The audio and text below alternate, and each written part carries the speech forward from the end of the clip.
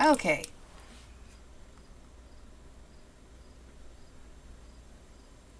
There's lots of wires here, and I don't know what most of them do, but I think that should have done it because the little um, audio bar is moving. Can you hear me now, Coffee House?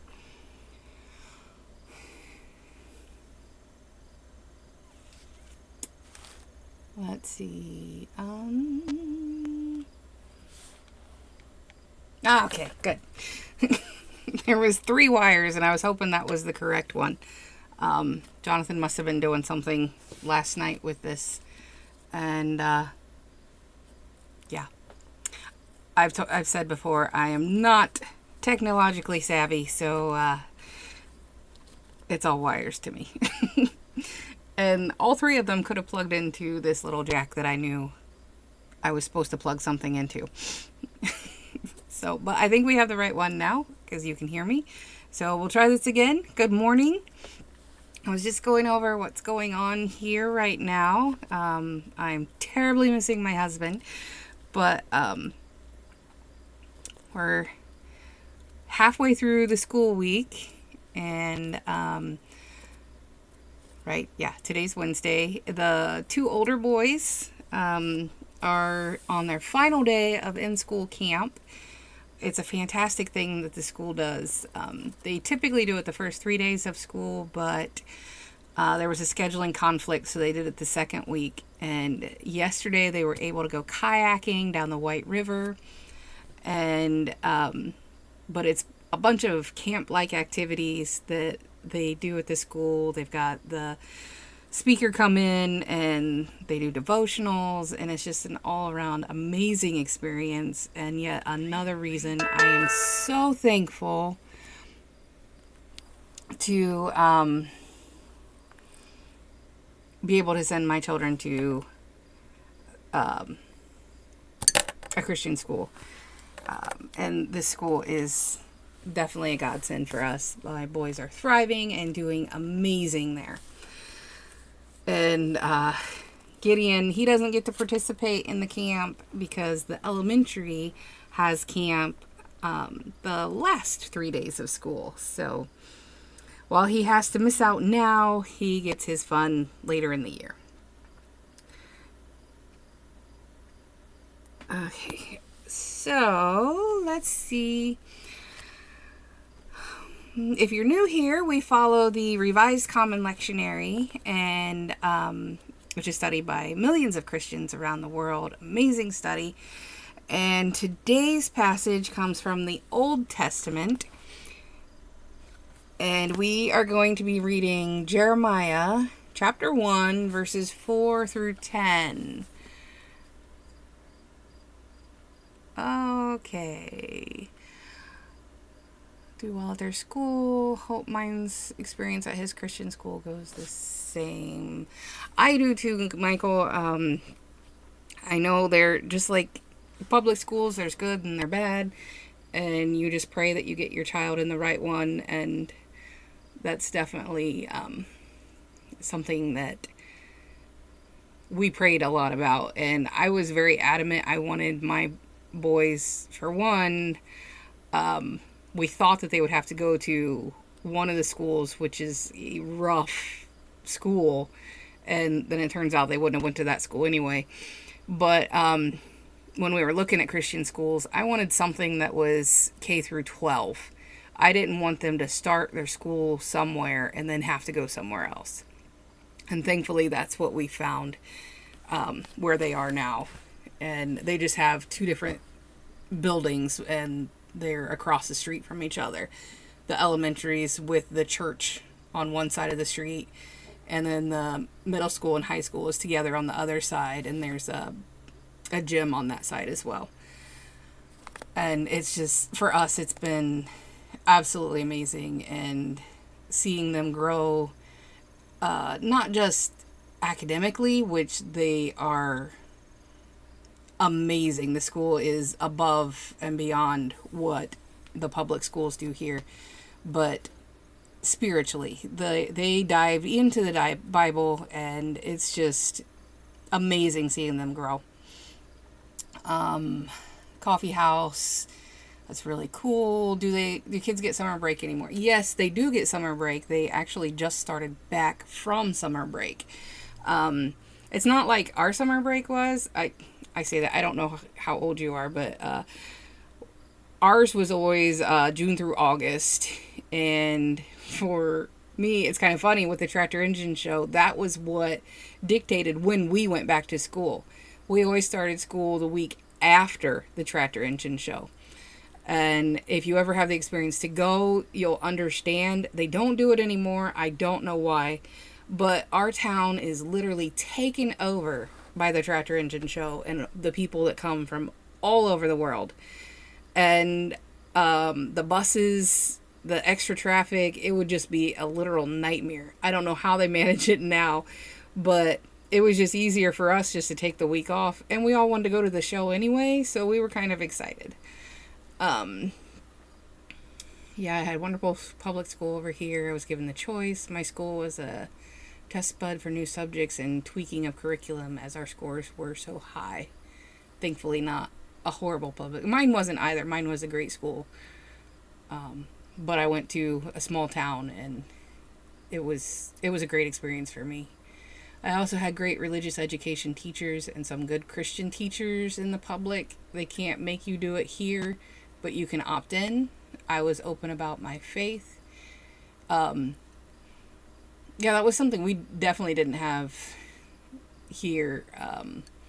There wasn't even something you could opt into. I think I probably would have. I can't say for sure. But I'd always been curious with my religious background. I told you I wasn't really raised in the church. What I didn't say is both of my grandfathers were pastors. And that's why I've been so adamant about teaching my children, because what they say about pastors' kids, there's typically two groups.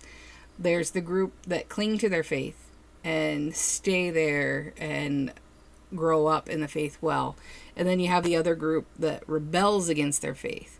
And a lot of that has to do with the type of leader that their parents are. Not always. Sometimes that's just how it works. But both of my parents got to see the bad side of the church. And my mom in particular did not have a good example in her father. He was a very much do as I say, not as I do, and wasn't a good example for his flock. And so his family actually really struggled, and they still do today. There's some that have clung to their religion, to their faith the whole time. There's others that have run from it. My mom was one that ran from it, and she rebelled just about every possible way you could rebel. And it was actually when I was in high school when she returned to her faith and learned that Grandpa was just human. He made a mistake, and he paid for that mistake in more ways than one. And we were actually able to reconcile the relationship with him before he passed, and that was a very healing moment for all of us. And my dad's dad, he was a little different, and I loved him more than anything. He was so special to me, but he was very much their church. It wasn't him that turned my dad away. It was actually the church politics. And there was fighting, and he's like, I don't want any part of this. So that's where that was. And I went off on a major tangent, and I apologize for that. But let's get back here. Michael, I love that tractor show. You know what, Michael? I can't say enough about this. It's killing me right now that Jonathan's there and I'm not. And because this is something that me and my dad have always done together. And but I will totally sacrifice and let him go this year. And I will stay here and take care of Grandma. And we don't know how much time we have left with her, so we need to make sure that we make her a priority as much as possible. So I'm gladly taking care of her and enjoying the time with her, and while Jonathan is up there exhausting himself. But I'll just have to live through the videos. Like you are, Michael. You watched my man's video last night after Bible study. Was great. I wish I was there. Yeah, your family he highlighted has a huge history with it. Yes, and I believe the video that he posted last night, or that you watched, he actually talked about my grandfather, and that was my dad's dad, because he did a lot with the A. And good morning, Richie. And he was just a fantastic person. Jonathan would have absolutely loved him, and unfortunately, Jonathan and I had just started dating when my grandfather passed, so he didn't get to meet him. But I can say that they would have hit it off fantastic. And between talking about the Bible and tractors and intertwining all this, everything, it just would have been fantastic. So now that I have talked for 20 minutes, not 20, I was late starting because it is really hard to get the boys to school and get back here by 8 o'clock. But I tried my best because the school is about 25 minutes away and they have to be there at the earliest I can drop Gideon off is 8:25 or 7:25, and so it's rough getting back. All right, so let's just dive right into this scripture here. Today we're in Jeremiah. Fun fact here, probably showing a little transparency, but I had a very bad relationship with someone with this name. So I absolutely stayed away from this chapter, or this entire book. I didn't want anything to do with it because just hearing the name brought up so many bad feelings. And this is one of the things that God has really helped me with. But on my trip, my mission trip that I went to in January, Michael, yes, I do have coffee. Jonathan saved me half a pot, so Caleb couldn't take it all. But when I went on my mission trip this year, our guide, our bodyguard, and he was also our translator, his name was Jeremiah. So now anytime this name comes up, I think of him and the experiences we had there. Even though it was just a couple hours, just being able to talk to him. He was from the Dominican. God helped heal my heart a little bit more so that just hearing this name doesn't bother me as much. And it's great because this book is filled with so many wonderful things. So I'm glad to be able to get in it and study it. So we're just going to get into Jeremiah 1. I was in the right chapter. Verses 4 through 10. And once again, I'm reading from the New International Version. And this one is actually titled here in this book, The Call of Jeremiah. Starting in verse 4. The word of the Lord came to me saying, before I formed you in the womb, I knew you. Before you were born, I set you apart. I appointed you as a prophet to the nations. Alas, sovereign Lord, I said, I do not know how to speak. I am too young. But the Lord said to me, do not say, I am too young. You must go to everyone I send you to and say, whatever I command you. Do not be afraid of them, for I am with you and will rescue you, declares the Lord. The Lord reached out his hand and touched my mouth and said to me, I have put my words in your mouth. See, today I appoint you over nations and kingdoms to uproot and tear down, to destroy and overthrow, to build and to plant. Okay, Michael, I did have time to read the NIV notes in case you were running late, tired, the text was too small, and wanted a prompt. Thank you, Michael. This is actually one of my favorite passages. I was just telling Caleb this morning that I say that almost every time because the Bible is just full of so many wonderful things. But this is one that has always struck me, especially as I've been falling into my calling. In Coffee House, I can relate a bit there. I refuse to live anywhere that has the name of my husband's ex in it. Totally. And that was something that God definitely had to deal with my heart on because, like I said, Jeremiah, this book has so many fantastic things in it that I had to get over it because I needed this knowledge. And thankfully, this is one of the first ones that I was able to read. I didn't read ahead of time, but I have read this passage before. And so I don't know. I might fall back on you, Michael, but we'll see. I tend to talk a lot. But when I received my calling, I was very much like Jeremiah. I'm like, okay, I'm 40. Don't you want to send someone young that knows what they're doing? And, you know, maybe someone that was raised in the church because I wasn't. And maybe someone that hadn't been married before and has all this baggage. And he just keeps giving me affirmations, you know, no, you're the one that I want. I'm calling you to do this. You can use what you've been through. You'll help other people. And this is 100% what I've seen all along the way. I have used my past hurts to help so many people. And God doesn't pick the perfect example because they don't have, they have more trouble relating to people.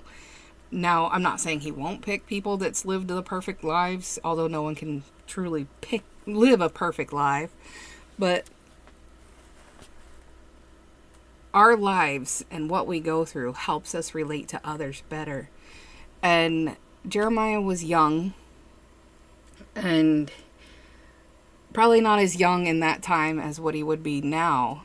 And of course, being the parent and the one that works with young adults, I'm instantly saying his brain wasn't fully developed yet.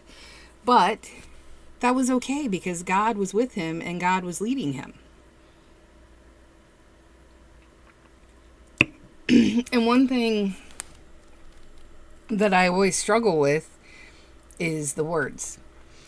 I'm very much a word nerd, and I get hung up if I can't come up with that word that I'm looking for.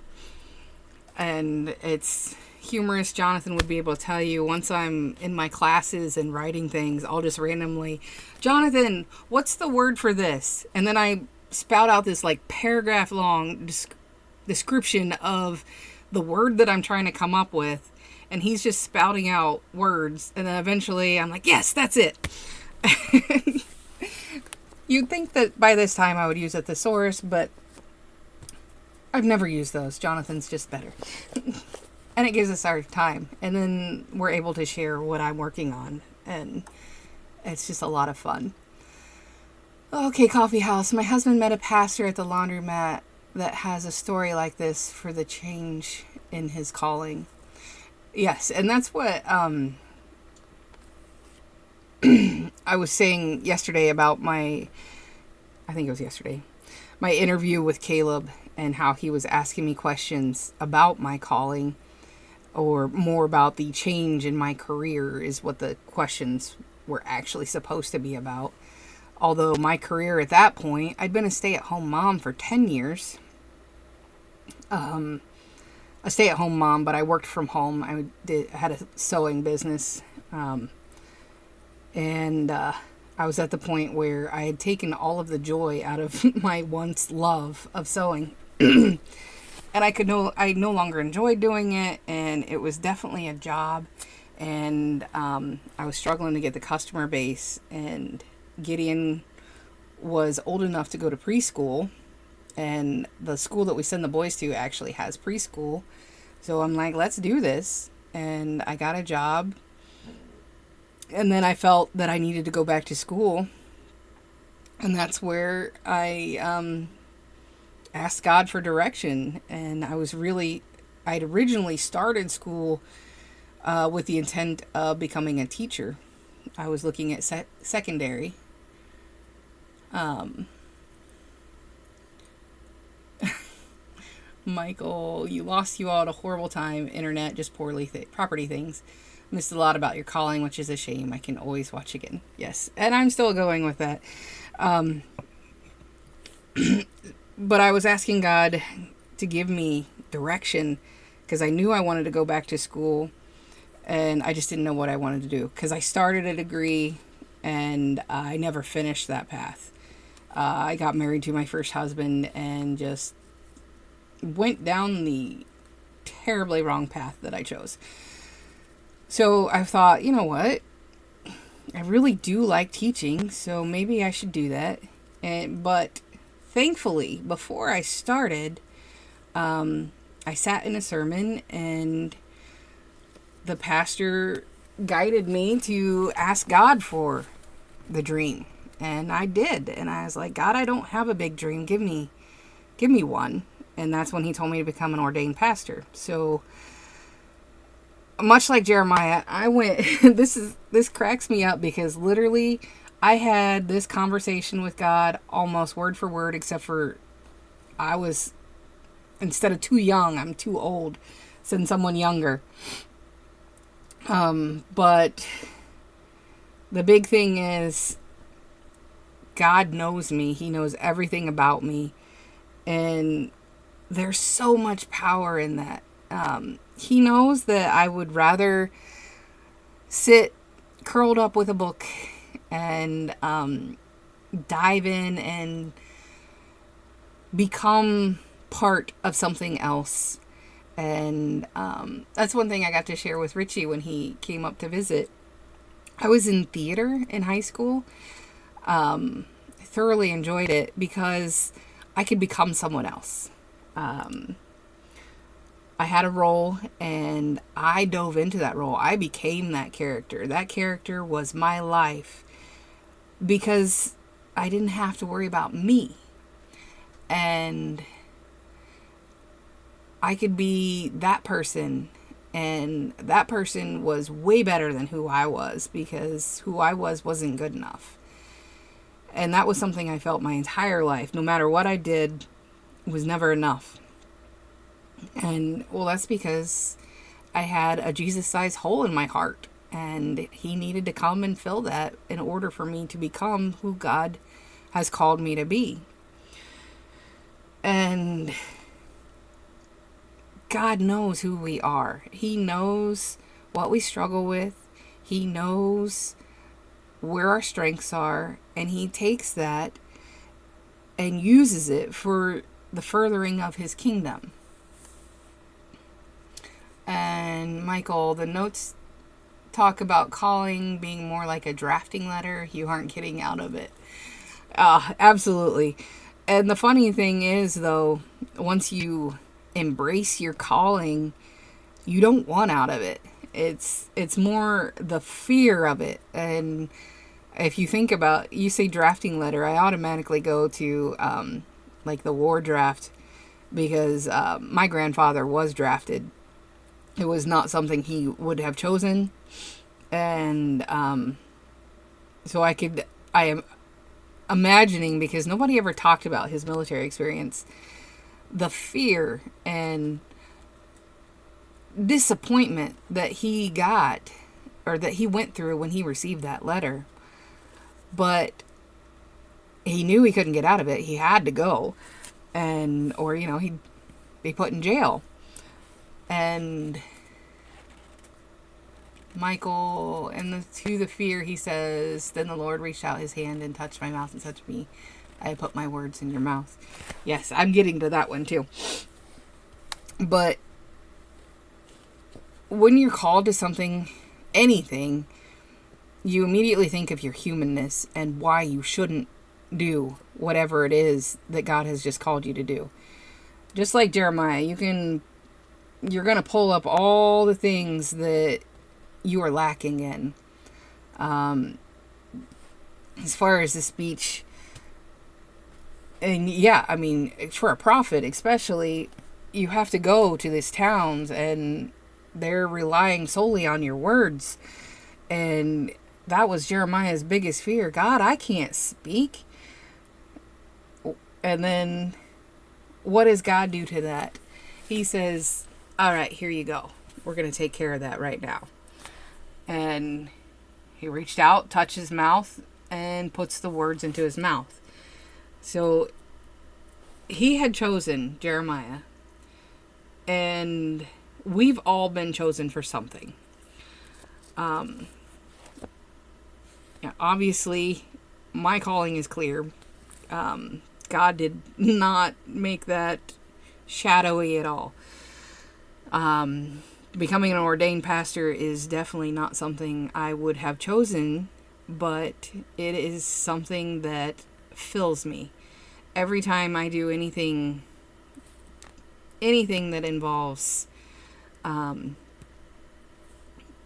to do with pastoring, it's, though I may be physically tired, it spiritually fills me.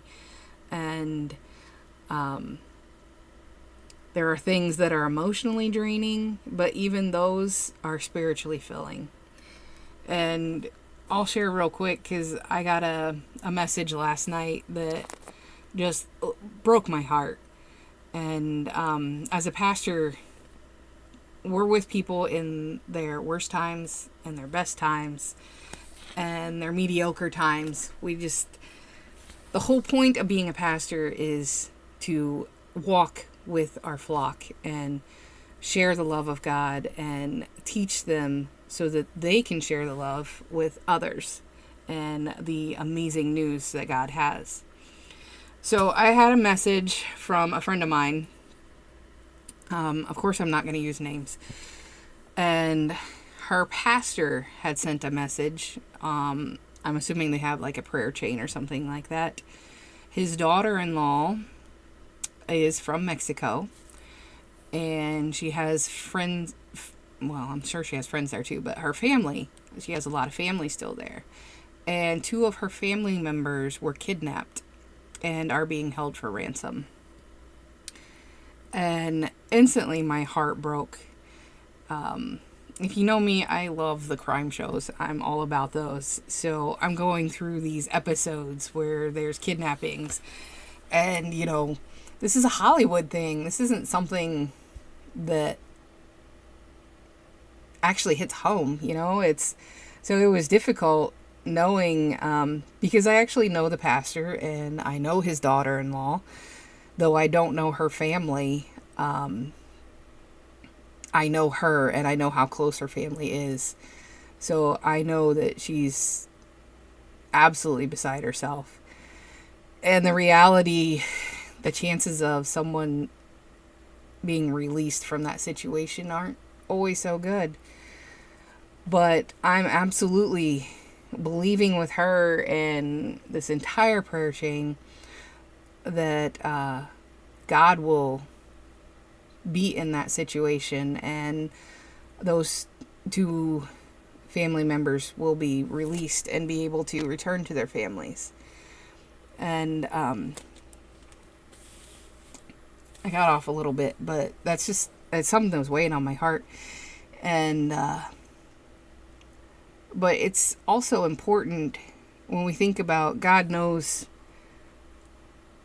every part of us. He knows where our heart is, and he knows I just lost my train of thought. He knows what breaks our heart, and as we get closer to him, we learn what breaks his heart too. And I mean, just looking at the situation, there's just heartache all around. And I'm not getting into politics, but I know that Mexico is in a tough spot right now. And I immediately sent this friend, I'm like, we need to pray for the country because there's so much turmoil and the cartels are just taking over. We just need to ask God to touch this country and soften the hearts of its people to him.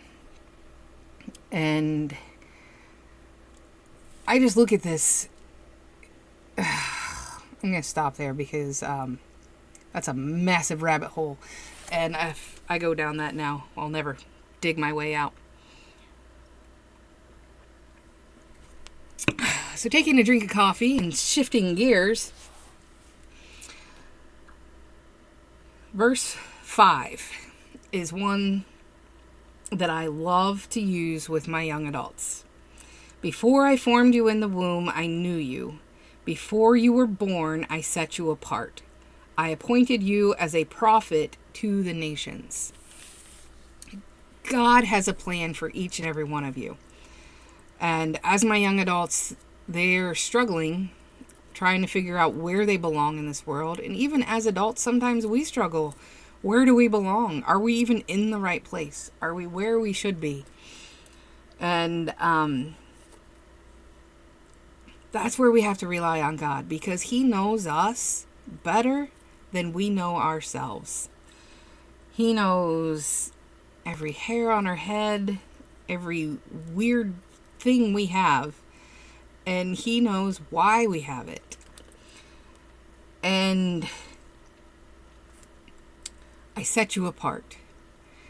He knows that you're meant for more things. I read something the other day, and it's kind of funny, but it's so fitting. When God gave you a calling, He figured in your stupidity. And as silly as that sounds, that was one of the most relieving things I had read. Because sometimes, as humans, we do stupid things. And and God's telling us, you know what, it's okay. You're going to make mistakes. You're going to stumble. You're going to fall. And I'm going to be right there to pick you back up. The important thing is that you keep going. And another thing I like to tell my young adults and my boys, Duchess, and my boys, is that, you know, you're going to fall. But when you fall forward. Fall forward, not backward. So that when you fall, you get back up and keep going forward. You don't backtrack. You don't fall back on yourself and say, I can't do this. Obviously, I fell, so I need to be done. I'm not meant for this. No. We're going to make mistakes. We're going to fall. We're going to stumble. We're going to do stupid things. But all in all, as long as we keep the faith, we're still going to continue doing what God has in store for us. And Jeremiah is laying out all the reasons that God should choose someone else. And how many of us has done that? I can tell you 100%. Like I said, I went through almost this exact argument with God word for word. Alas, sovereign Lord, in 6, I do not know how to speak. I am too young. God, I don't know how to say the right things sometimes. I get my words mixed up and I stumble. I fall. I don't have enough coffee. I mean, all the things. God, I've got all these reasons. I don't have the words. I'm too young or too old. According to my children, I'm ancient. I didn't realize 45 was ancient, but apparently when you're 10, it is. Side note, in case you were wondering, there were sinks when I was a child. Gideon asked me that the other day. Sinks. You know, I'm pretty sure they had sinks in the Stone Age, but yeah, my child thinks I'm older than sinks. Let's not even get into TV. Apparently they didn't have that when I was young either. If you think you're too young for something, get around some young people. They'll teach you that, no, you're actually old. I'm 40 and I tell my 12-year-old I'm 100. You know what, Michael? To your 12-year-old, you probably are 100. It's really funny when you look at because they don't have the life experiences. But what they think our lives were as children is hilarious. I know when Gideon first found out that I was a child at one point, mind blown. He's like, "You were a kid?" I'm like, yeah. Mama and Papa, those are my parents. They are? Yes. Yes, they are. I was not just made an adult. But those are definitely some fun conversations. Okay, and then in 7, the Lord said to me, "Do not say I am too young. You must go to everyone I send you to and say whatever I command you."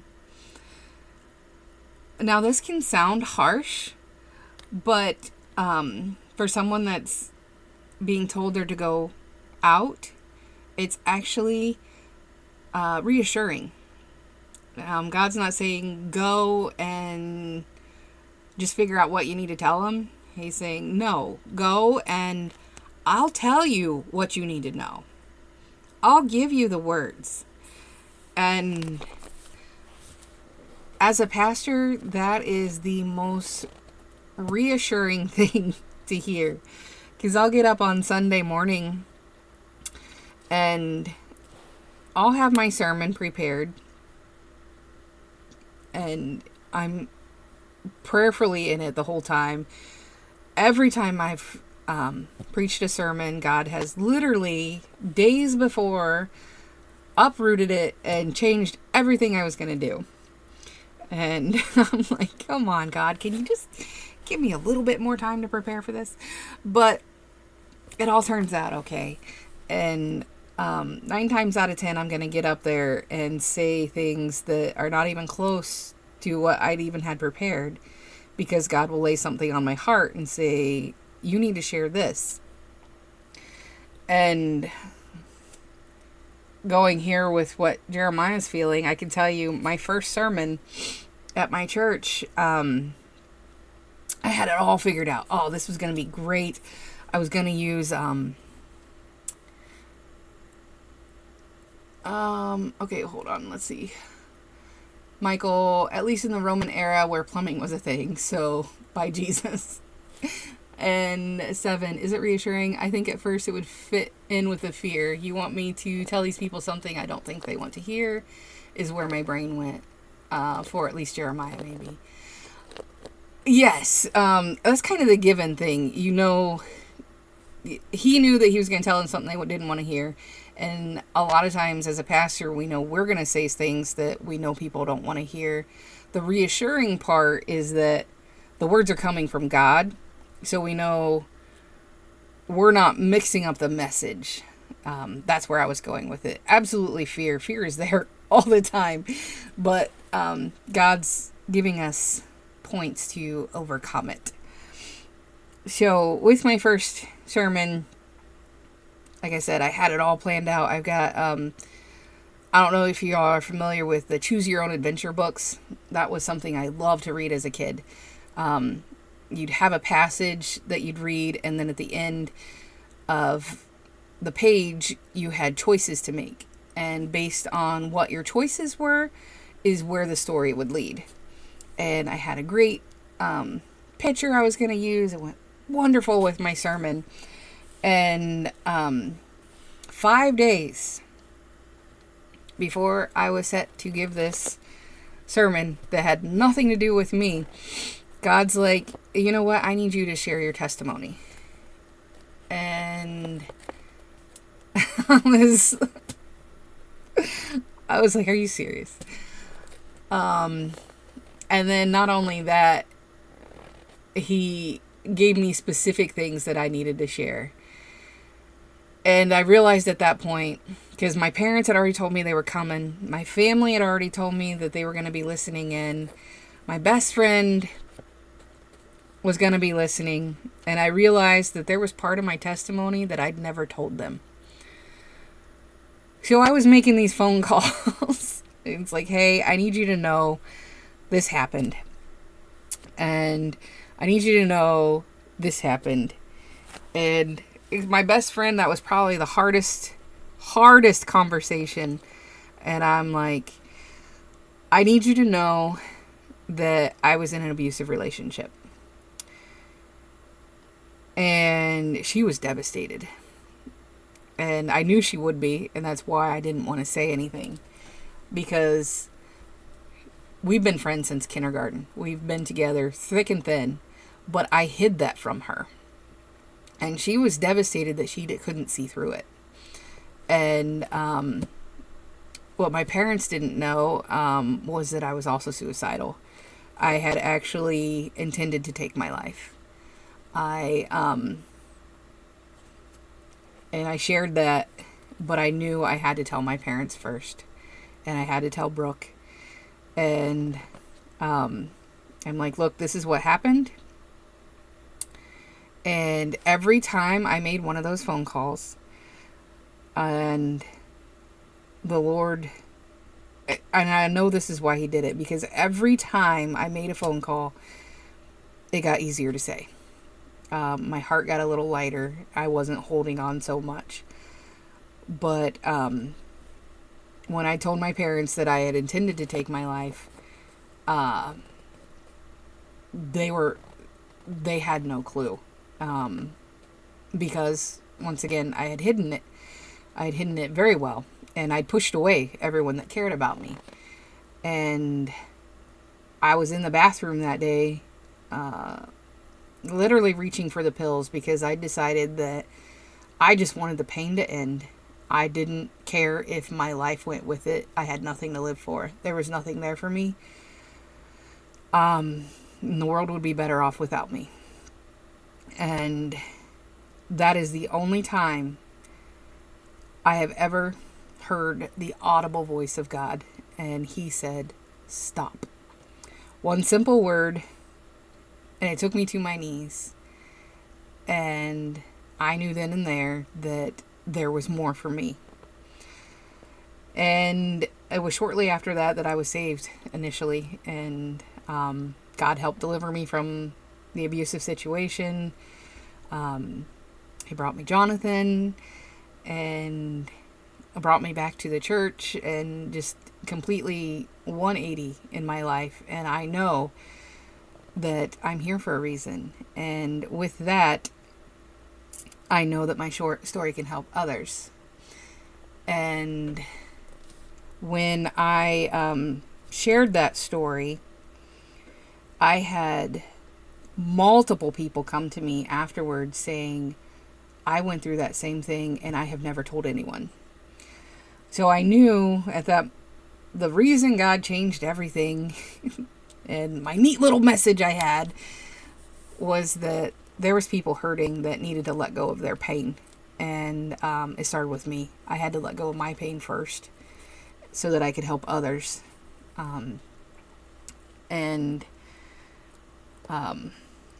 That was definitely a life-changing. So I shared my testimony with my church and my family and my friends. And after the initial hurt of knowing that they were there and could have done something, and I'm like, no, you couldn't have, because I wouldn't have let you.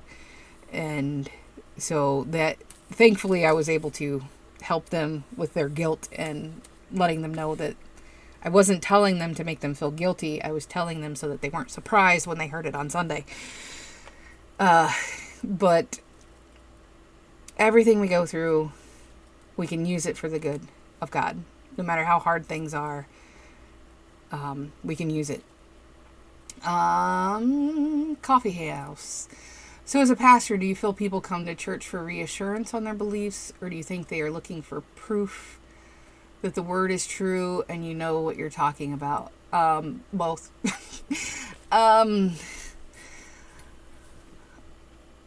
As a pastor, I hope that people are coming seeking God and seeking a stronger relationship with him.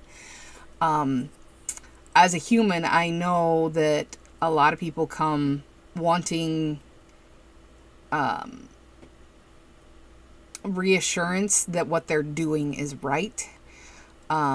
They don't necessarily want to be told if they're doing something wrong. And that's just human nature. We don't want to be told we're wrong. But, and, or are they looking for proof that the word is true and you know what you're talking about?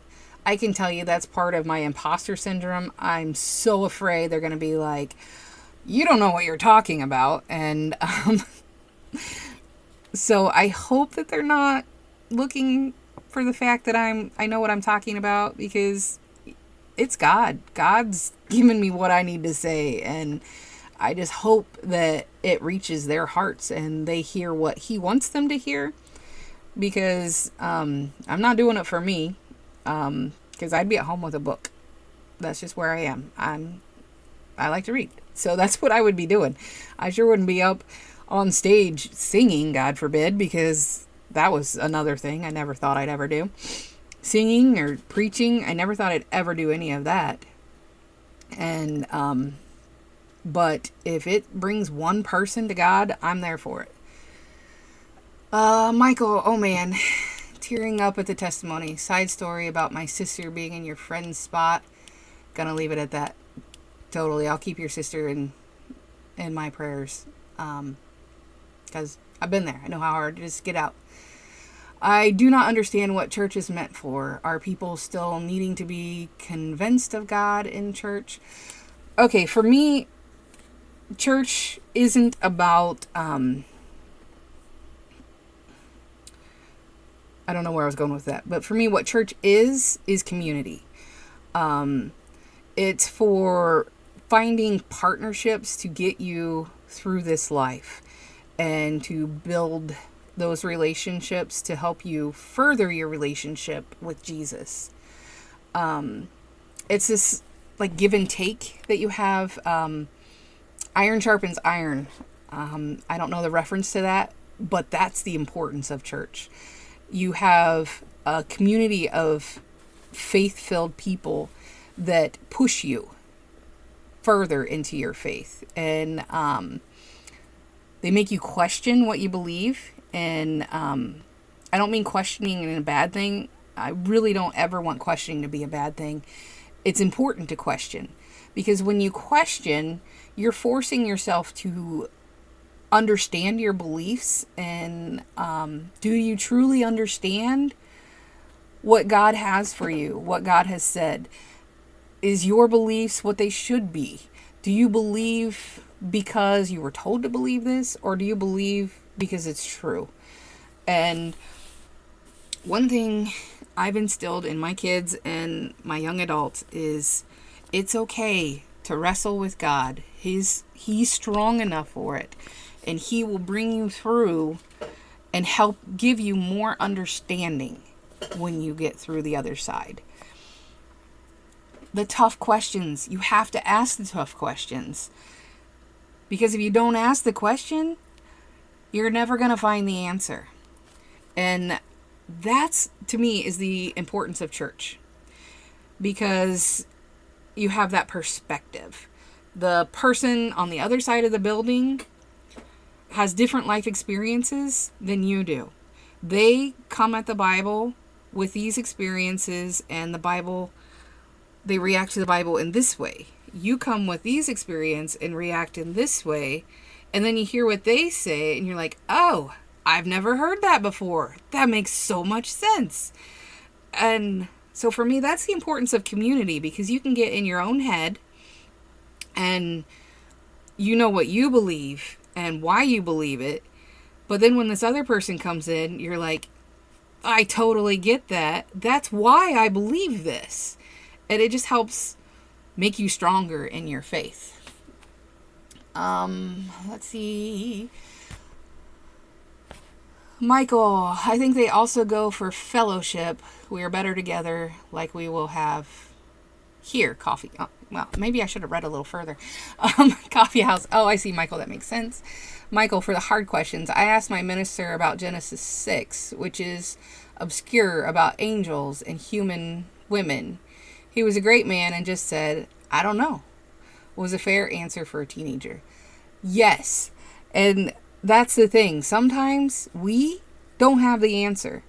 If you have a pastor that says, I know all the answers, come to me, Because no, nobody's going to have all the answers.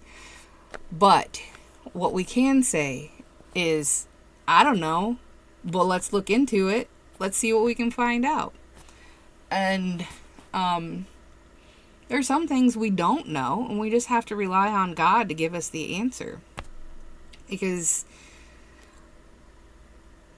I think it's strong for a person to admit that they don't have the answer, and stronger to be willing to help you find the answer. And I'll be the first to admit I don't have all the answers. I'm still figuring all this stuff out. If I had all the answers, I wouldn't be here. I'd be with Jesus. But since I don't have all the answers, I'm going to keep striving to find those answers. And, but 100% keep asking the questions, and find you a faith community. Coffee House, if that's us here, fantastic, you stay with us. But if it's someone in person, that's great too. The importance is relationship and finding someone to do this life together with. And that's what I go for with all the classes I teach. I was like, you know what? If we don't get to the lesson I had planned, and we spend time dealing with a problem that you're going through, I'll do it every time, 100%, no questions asked, because that's what we're here for.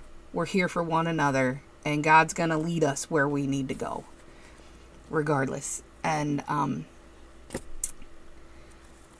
I talk a lot, apparently.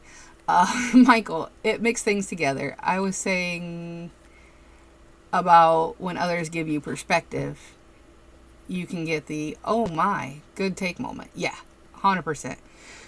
And that's why I love Bible studies with people from different backgrounds. I mean, you can grow up in the same community and have come up with completely different backgrounds, even though you're from the same place. And just getting that perspective just helps you understand all the more. And I'm not saying it's going to change the way you believe, but it will help you understand why you believe the way you do. And it'll also help you see if maybe your beliefs are skewed, and maybe you need to change things up a little bit and seek more wisdom. But what I've found is that it helps strengthen my faith when I'm surrounded by people that push me to dive deeper. So, that being said, it's already 9 o'clock. Time has gone very quickly. And I appreciate you all hanging out for my multiple squirrel moments, because that's what I do. I get off subject all the time, and if you're here when I am with Jonathan, I tend to get him off subject a lot too. But the important thing is that, like Jeremiah, if God has called us to something, He is going to give us the strength to get through it. And thank you, Coffee House. We will see you tomorrow. Tomorrow is Thursday. We are going to study a Psalm 71, verses 1 through 6. Michael, we had a good chat last week about uprooting and replanting anyway, which is the last bit. Yes. So I'm going to go get Grandma her breakfast and get her ready to go for the day. I've got lots of meetings today and hopefully some massive amounts of work to be done. But I look forward to seeing you all tomorrow. Yes, Michael. Glad you'll be back too. And we'll dive into Psalm. And if you've been with me, I'm not sure I've been here on a Thursday, but I love the Psalms. So I'm looking forward to seeing what we have in store for tomorrow. So you all have a wonderfully blessed day. And Michael, I hope you have a wonderful night's sleep. And I look forward to seeing you all tomorrow. So be blessed and have a wonderful day. Goodbye.